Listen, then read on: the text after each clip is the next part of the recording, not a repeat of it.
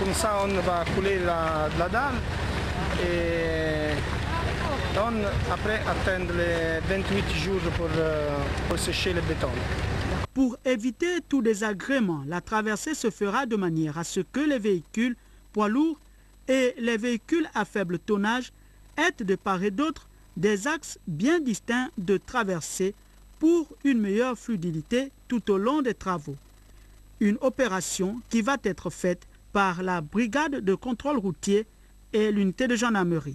En ce qui concerne les petites voitures, lorsqu'on appelle les voitures de tourisme et les autocars vont emprunter le centre de Kango pour prendre l'ancien débarcadère. Et ils vont faire la traversée une première fois, le Como, et la deuxième fois, c'est celle de la Bokoué, et ils vont atterrir là où nous sommes. Pour les gros porteurs, il n'y a pas eu de changement, c'est toujours à côté du pont. Nous avons placé 2 gros panneaux de signalisation qu'on appelle d'orientation pour montrer, surtout en ce qui concerne les voitures de tourisme et les autocars, de ne pas se tromper, de prendre le bon chemin. Quelques priorités pendant la traversée ont également été prévues. Il y a des mesures d'urgence qui ont été prises. Pour le cas des ambulances, des corbillards, qui sont prioritaires sur les quais. Dès qu'ils arrivent, les éléments de la brigade doivent pouvoir les faire traverser assez rapidement. Et également pour les véhicules à mission, donc l'administration et les institutions. Le début de la réhabilitation de ce pont est un réel motif de satisfaction quand on sait les risques que présentait déjà l'ancienne structure. Je rappelle encore que le ministre de la Justice, garde des Sceaux, des droits humains et des relations avec les institutions constitutionnelles communique que la sécurité pénitentiaire recrute pour les nécessités de service les jeunes Gabonais âgés de 18 ans au moins et de 28 ans au plus, mesurant au moins 1,55 m pour les femmes et 1,65 m pour les hommes, titulaires d'un diplôme d'enseignement général, notamment le brevet d'études du premier cycle, le baccalauréat ou autre diplôme universitaire, peuvent également déposer leur dossier. Les candidats titulaires d'un diplôme d'enseignement professionnel dans les domaines ci-après, gestion des ressources humaines, infirmiers d'État, travailleurs sociaux, juristes, comptables, électriciens en bâtiment, maçons, plombiers, froid et climatisation, conducteurs automobiles, mécaniciens engins lourds et légers, cuisinier. La date limite de dépôt de candidature est fixée au 14 avril 2013. Passé ce délai, bien sûr, aucun dossier ne sera pris en compte. La page politique avec tout d'abord la commémoration des 45 ans d'existence du Parti démocratique gabonais à Aboumi, chef-lieu de la Bailly Bricolo. La manifestation a été placée sous l'égide du député Rachel Ntimé Diarra. Cyril Ngaluku, Yvette Okosa. Dont la Bailly Bricolo a encore mobilisé cette année l'ensemble des militants PDG à l'occasion du 45e anniversaire de cette formation politique au pouvoir dans notre pays. Une manifestation placée sous le signe de la continuité des réalisations sociales au bénéfice des populations, crédit politique du distingué camarade président Ali Bongo Ondimba. Autour du député Rachel Ntimé Diarra, le conseiller du distingué camarade président Jean Bosco Ndjunga, les élus nationaux et locaux, guidés par la note d'orientation du parti, se sont voulus unis et solidaires pour les échéances à venir qui devraient confirmer le rôle de premier plan que joue le PDG dans le département de la Bailly Bricolo. Sans fausse modestie, nous apprécions à sa juste valeur le développement des infrastructures réalisées chez nous depuis l'avènement du PDG. Et surtout depuis 1993, année au cours de laquelle le président Omar Bongo Ondimba a érigé ce canton en département. Comme nous pouvons nous en rendre compte, chers camarades, Bailly Bricolo ne peut se considérer comme oublié par les gouvernements de la République qui se sont succédés depuis lors et dont les actions sont impulsées par notre parti. La politique prônée par les instances supérieures a toujours rencontré notre assentiment. J'en veux pour preuve les résultats des différentes élections organisées dans le pays et au cours desquelles Bailly Bricolo a toujours plébiscité les candidats investis par notre parti. Je citerai par exemple les élections locales, les élections législatives, sénatoriales et présidentielles. Les réjouissances marquant l'existence du PDG à Aboumi ont tenu toutes leurs promesses. Le PDG à Bailly Bricolo se porte très bien, c'est vrai. Nous fêtons aujourd'hui le 45e anniversaire de notre parti. Tous les militants et toutes les militantes sont mobilisés pour soutenir l'action du distingué camarade. Je vous dirais que c'est à Baï Bricolo, comme vous pouvez le constater vous-même, le PDG se porte très bien. Les populations de la Baï Bricolo et les cadres du parti se sont séparés sur une note d'optimisme partagé, espérant se retrouver au cours des manifestations à venir.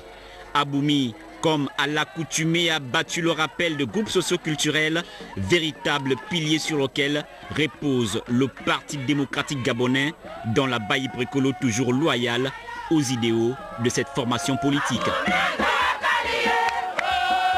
Et puis le secrétaire national, Axel Jason Ayinoua, bouclé par Royem dans le Wellington, la première phase de la tournée pédagogique du secrétaire national du PDG sur le message du chef de l'État, Ali Bongo Ndimba, à l'endroit de la jeunesse. David Essoumeya, Olivier Antonio Dibal. À Oyem, malgré les conditions météorologiques défavorables dues à la forte pluie qui s'est abattue le samedi 16 mars sur la capitale provinciale du Wellington, les jeunes scolarisés ou non, venus par milliers de tous les départements de la province, ont pris d'assaut le palais omnisport Omar Bongo Ndimba d'Oyem pour écouter, échanger et décrypter avec le secrétaire national du PDG la substance du message et les attentes du chef de l'État Ali Bongo Ndimba à leur endroit, suivant le document stratégique qu'ils lui ont transmis à l'issue du forum. Cette mobilisation témoigne de la détermination des jeunes du Wellington à adhérer à la politique de l'émergence et à faire désormais œuvre utile pour leur devenir en tant que la relève du Gabon de demain. Les jeunes ont pu s'exprimer, ont pu soumettre les soucis qui minent la jeunesse gabonaise. À travers le débat qui s'est déroulé aujourd'hui, je me suis rendu compte que les jeunes de la commune d'Oyem sont suffisamment éveillés et ils ont exprimé effectivement leurs besoins. Ils ont démontré qu'ils sont en mesure de contribuer au développement de notre pays et surtout de participer avec le chef de l'État à faire en sorte que le Gabon puisse finalement devenir un pays émergent comme il le dit. Et je crois qu'il faut compter avec la jeunesse d'Oyem. Et je pense qu'avec cette jeunesse, nous sommes convaincus et sûrs que notre localité pourra connaître des lendemains meilleurs. Le jeune émergent, c'est celui-là qui est conscient de sa responsabilité. C'est celui-là qui doit savoir que l'avenir de notre Gabon émerge dans les actes qu'il pose. Et il y a longtemps, la jeunesse ne prenait pas part, les jeunes ne prenaient pas part à l'action politique du Gabon. Entre autres sujets développés au cours de cette communion, l'introduction de la biométrie dans le processus électoral au Gabon et la recrudescence des crimes perpétrés contre les jeunes filles. Les jeunes sont conscients des réalités aujourd'hui. Celle-ci consiste à dire que les jeunes doivent avoir leur place dans le débat politique, dans l'arène politique au niveau du Gabon. Les jeunes sont venus poser un certain nombre de questions, des propositions, des suggestions, et je suis complètement satisfait. Nous, les jeunes gabonaises et gabonais épris d'amour pour ce pays, patriotiques, nous condamnons avec la dernière énergie tous les crimes qui sont perpétrés ces derniers temps sur des jeunes filles, jeunes gabonais, jeunes compatriotes. Nous demandons au gouvernement de prendre toutes les mesures nécessaires pour, d'une part, que ces genres de crimes ne se reproduisent plus, et d'autre part, pour que les auteurs de ces crimes soient sévèrement punis par la justice. S'expliquant sur le Gabon émergent, pour Axel Jason Ayenoue, ce concept définit la méritocratie et l'excellence, pourvu que chaque citoyen soit convaincu. Pour sa part, le président du Rassemblement pour le Gabon, le père Paul Mba Abessol, rentre de Port-Gentil dans la capitale économique où le RPG est allé conquérir les militants de la capitale économique. Plusieurs installations ont eu lieu là-bas. Yves Oyono, Joseph Biogé. Aéroport de Port-Gentil, Paul Mba Abessol du RPG est de retour en terre marigovéenne après plusieurs mois d'absence. La joie des militants de son parti est grande. Anciens militants, nouveaux, jeunes et femmes sont venus accueillir leurs leaders, les autorités locales aussi. Les rassembleurs de l'Ouest maritime prennent encore l'engagement de continuer la lutte avec vous et de respecter toutes les décisions que prendra le directoire de notre parti pour retrouver ainsi l'entrain que nous avions quand nous étions encore Rassemblement national des bûcherons. À la tête d'une forte délégation d'hiérarques et responsables du Rassemblement pour le Gabon à Port-Gentil, Mba Bessol est venu entretenir ses troupes sur l'essentiel, mais aussi consulter certains notables, comme c'est le cas ici. Au menu des échanges, la présence du RPG au sein de la majorité, l'état actuel de la République gabonaise, la biométrie, les futures élections, mais surtout Mba Bessol est venu faire taire les mauvaises langues et dissiper trop de malentendus entretenus par ses concurrents politiques. Nous voudrions que tous les Gabonais compétents dans un domaine soient utilisés, non pas parce qu'ils sont de tel ou tel parti, mais parce que ce sont des Gabonais qui ont des connaissances, qui ont des savoir-faire dont le Gabon a besoin. C'est cela le sens de la majorité républicaine. Et nous sommes là pour rappeler cela. Nous nous étonnons de ceux qui se disent de l'opposition. Ces gens-là qui nous ont combattus, ils sont de quelle opposition? À l'Alliance franco-gabonaise, comme au quartier Mounadji, Mba Bessol et ses nombreux militants se sont tout dit. Ceux qui nous ont quittés, soi-disant parce qu'on était entrés dans la majorité républicaine, mon approche aujourd'hui, ils sont au PDG, ils ont fait des nominations au PDG. Mais qu'est-ce qu'ils nous reprochaient? Mais nous sommes toujours restés nous-mêmes. Le 5e vice-président de l'Assemblée nationale a visité le camp Boiro avant de quitter Port-Gentil, lieu d'import et export par lequel transite une importante partie de tous les produits alimentaires qui sont consommés ici. Là où on décharge la nourriture des Gabonais qui sont en train de vivre. Hein? Vous voyez. Tout en déplorant les conditions dans lesquelles les uns et les autres exercent sur ces lieux, Mba Bessol a promis faire de son mieux pour faire entendre leur voix.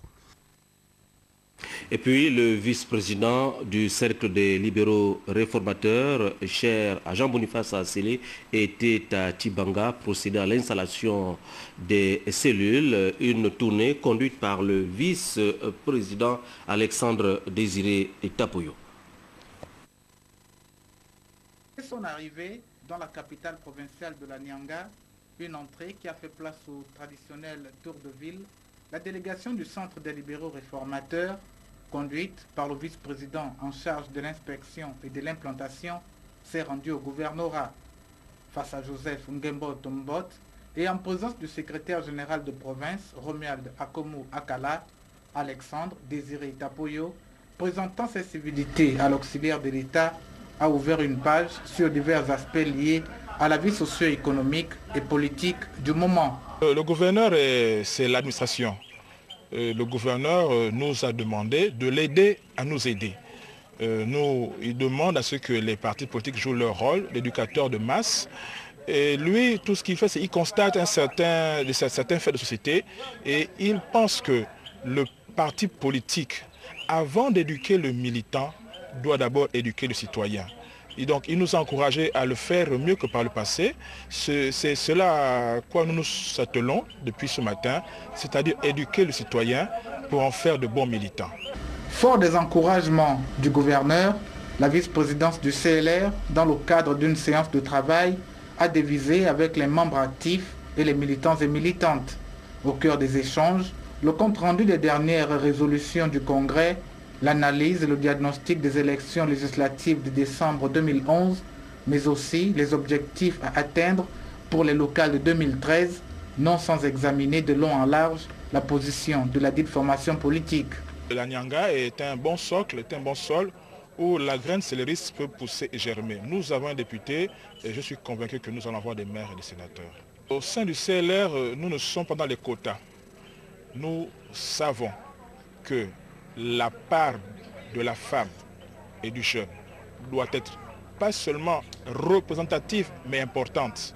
Comme dans les 7 autres provinces visitées, le vice-président Tapoyo a réaffirmé et sensibilisé l'ensemble des céléristes sur leur appartenance à la majorité républicaine pour l'émergence, mais surtout sur le respect, l'application et le suivi du projet de société du chef de l'État.